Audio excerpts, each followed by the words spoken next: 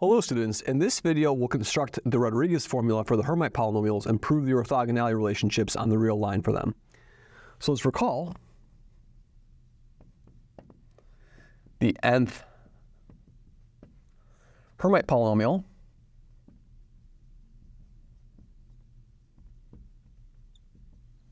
satisfies this generating function relationship, satisfies e to the 2x t minus t squared is the sum, n goes from 0 to infinity of hn of x over n factorial t to the power n, right? And so what this tells us the nth derivative of this function over here at t equals 0 is the nth Hermite polynomial. Therefore, hence d by dt, if I do n derivatives, nt derivatives of this function over here, and evaluate that at t equals 0, then this will give me the what? That gives me the nth Hermite polynomials. Because remember, the Taylor coefficients are just, these numbers are the nth derivative of that function, of this function of t at t equals 0 divided by n factorial, okay? And so now here's the kicker to this. What I'm going to do is I'm going to do a sort of a sleight of hands. What I'm going to do is I'm going to write this as, I'm going to pull out, there's no e to the x squared in here. I'm going to pull out an e to the x squared, which wasn't in there, and then write this as d by dt to the power n of e to the negative x squared. I'm just pulling a constant in and out of derivative. It doesn't change anything at all. Plus 2xt minus t squared. That function evaluated t equals 0, right? So I've just functionally put a constant into this expression over here. And now the real observation is that this is simply nothing more than just e. So this thing is equal to what? This is equal to e to the x squared, and then d by dt to the power n. And then this is going to be what? This is going to be a e to the what? To the negative x minus t, quantity x plus t rather, quantity squared like that. Okay? Let's check to make sure it works. That's going to be x squared plus 2. That's not quite right. So that's going to be a negative. I'm going to pull a negative out of this and have x minus t quantity squared. There we go. That's better. So we'll have an x squared plus 2 minus 2xt. That's going to turn into a plus when we flip it, so that gives us exactly what we want at t equals 0, right? And now, of course, what I can do over here is I can just pull out a negative 1 to the n. I can flip the t over here. So this is going to be nothing more than what? This is just evaluating the x derivative of this function over here. So in other words, really we're evaluating at t equals x. So really I'm linearly shifting a derivative over here. So I can just write, and I know the derivatives are invariant under linear translations. So this is going to be a what? With up to a negative sign over here. So it's going to be a negative 1 to the n, e to the x squared. And then the derivative with respect to x, just the derivative with respect to x, n times of e to the negative x squared, e to the negative x squared. And now there's no 0 because I'm evaluating this at the point x, right? So in other words, I just do n derivatives with respect to x of this thing over here. So I'm changing the variables from what? From t to x minus t. That gives me a negative 1 to the n, and then it gives me a what? It gives me a shift by x. So I'm really evaluating not t equals 0, but t equals x. So now I'm evaluating at x. Excellent. Okay? So now this is the Rodriguez formula. So hence, hn of x is negative 1 to the n, e to the x squared, and I'm going to write n derivatives over here of e to the negative x squared. Like this is our Rodriguez formula. This is our Rodriguez formula over here. So this is the Rodriguez formula.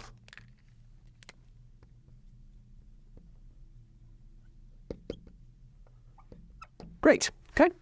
And now what this allows me to do, of course, is the derivatives with respect to x, right? Excellent.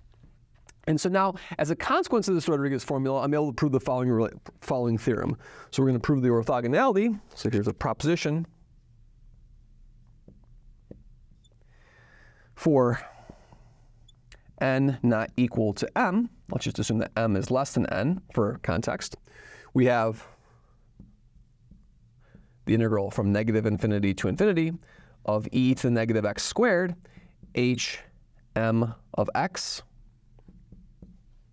hm of x, hn of x dx is equal to 0. So really what I'm doing over here is I'm looking at a measure which is a Gaussian measure on the real line. Okay, so when m is not equal to n, we get this orthogonality relationship. In other words, we say that they're orthogonal with respect to the measure e to the negative x squared dx, which is a Gaussian measure. Okay, excellent.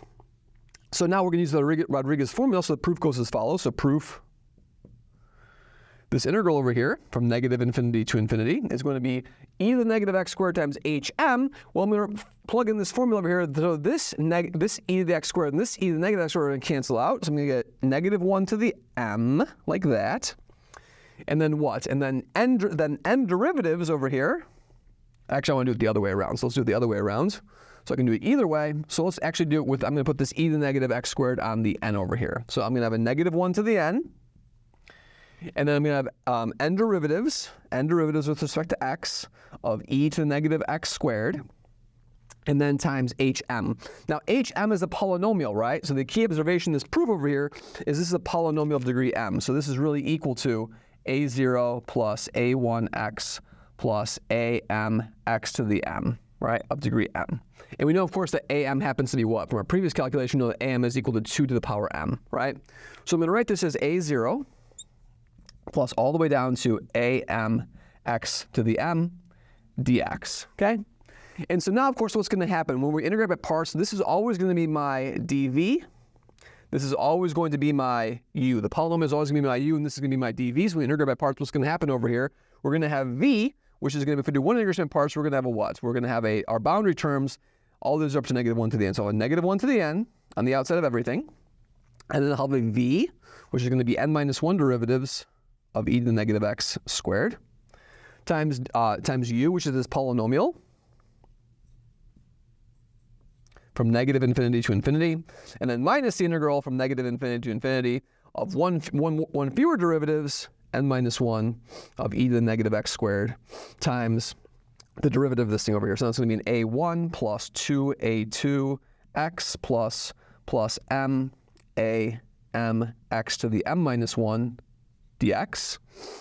And now what's happening to these boundary limits over here? So notice every term in this expression over here, every term over here is going to have an e to the negative x squared term. No matter how many times you differentiate e to the negative x squared, every term in that expression is going to have a factor of e to the negative x squared, which is going to beat any polynomial term at either positive infinity or negative infinity, so those boundary terms are gone, right? And so we see that this is just going to be negative 1 to the n plus 1, negative 1 to the n plus 1, and then the integral over r of n minus 1 derivatives of e to the negative x squared, and then times what? Times this polynomial degree m minus 1. And now we can see exactly the scheme, am m x to the m minus 1 dx. And then if I do this m times equals equals, be negative 1 to the n plus m integral over r, then I'll have d n minus m e to the negative x squared, because I'll do m of these things, and then we have a what? And then we have an m factorial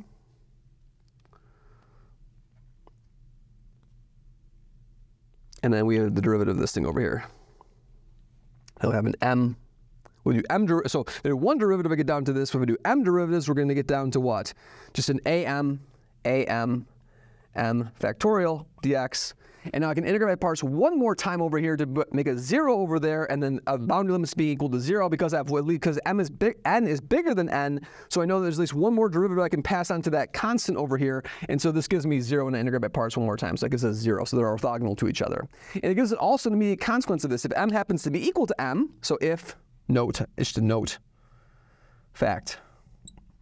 If n is equal to m, then this is negative 1 to the n plus n, so that's going to be a positive thing. It's going to be negative 1 to the n squared. This is going to be no derivatives. It's just going to be what? It's just going to be n factorial, the integral over r of e to the negative x squared h n squared of x dx is going to be what? It's going to be an, so it's going to be a 2 to the n factorial, and then what's going to be left is going to be the integral over r of e to the negative x squared over 2. That's just the square root of pi by the Gaussian formula over there, because it's the variance of something with as variance equal to 2, right? So in other words, we get this formula for the L2 norm of the Hermite polynomial with respect to this Gaussian measure over here. So these are two very important properties. In particular, we're going to see when we study the quantum mechanical harmonic oscillator, knowing that I can expand the solution of the quantum mechanical harmonic oscillator in terms of Gaussian functions times Hermite polynomials times e to the I state t is going to give us the solutions to these quantum mechanical harmonic oscillators in terms of looking at these orthogonal expansions of these Hermite functions, where we're actually going to scale them by these Gaussian functions, which the Rodrigues formula will aid us greatly in understanding. Thank you very much.